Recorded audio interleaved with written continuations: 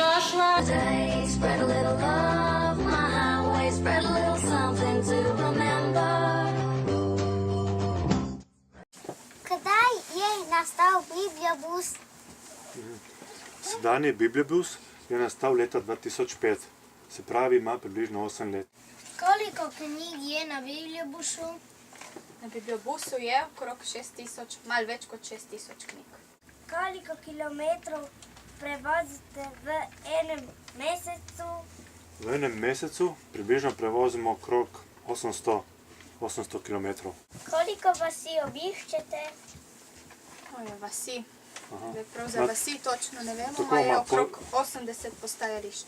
Koliko knjig si lahko posodimo v enem mesecu?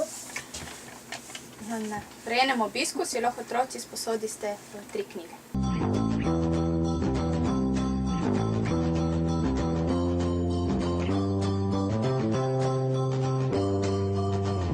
Spread a little love today, spread a little love, my highway, spread a little something to remember. Spread a little love today, spread a little love, my highway, spread a little something to remember. Spread a little joy and see you need a little happiness to be living the life with me. Spread a little joy and see you need a little happiness to be living the life with me.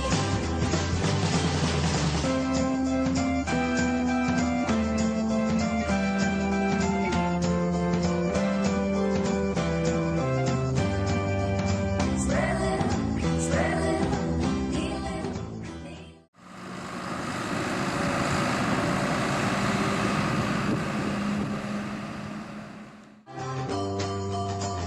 Spread a little love today, spread a little love, my highway, spread a little.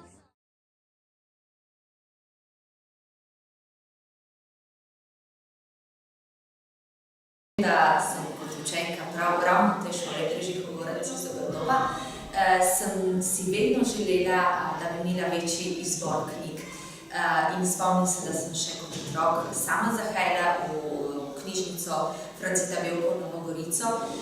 Tako da je to sodelovanje z Bibliobusom in našimi zamejskimi šolami res zelo uspešno. Učenci so navdušeni, predvsem nad večjo izbiro, ki jim Bibliobus ponuja. Po drugi strani so pa tudi zelo veseli vsakič, ko nas obišče, ker je to seveda poseben obisk. Ni tako, kot da greš dejansko v knjižnico.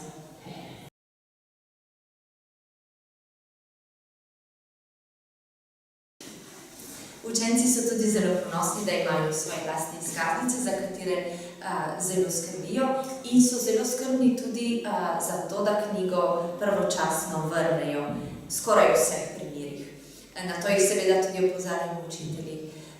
Predvsem pa so zelo navdušeni nad tem, da obiščejo namreč Bibliobus, ki ima tudi tako posebno strukturo. V bistvu je majhen, prikupen, sicer od zunaj kar velik, ampak jim nudi res tak varen prostor, v katerega se lahko zatečejo, tudi zato, da zaplavajo svoj domišljijski svet.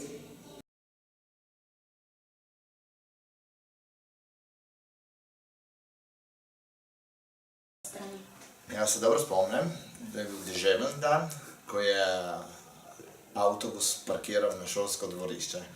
Za otroke je bilo nekaj novega in edinstvenega takrat. Sploh si niso še predstavljali, da lahko knjige potujejo na avtobusu in da lahko knjige same pridejo do njih.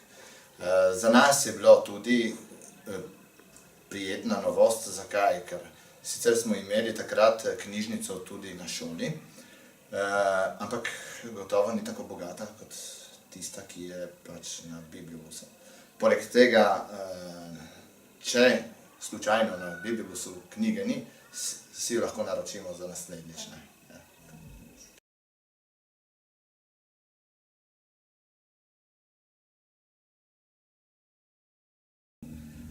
Za otroke je pomembno, ker imajo tako možnost iz meseca v mesec prebirati nekaj novega, nekaj, kar si sami želijo. Za nas, učitelje, je v veliko pomoč, zlasti v teh zadnjih letih, odkar smo se morali za šole preseliti in sedaj, ko smo se vrnili zopet na novo šolo, na svoj sedež, zaradi tega, ker pač šolske knjižnice od takrat nimamo. In edini vir izposojanja ste prav vi, Bibliobus.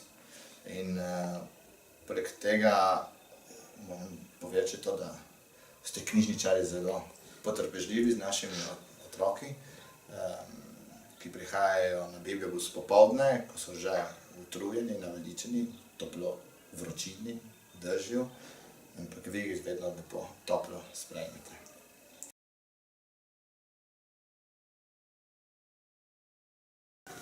Kaj ti je najbolj všeč pri potujoči knjižnici? Najbolj všeč mi je, da si lahko sposojam veliko knjig, brez da bi šla zelo daleč, da v kakšno knjižnico, ki ni prav blizu doma.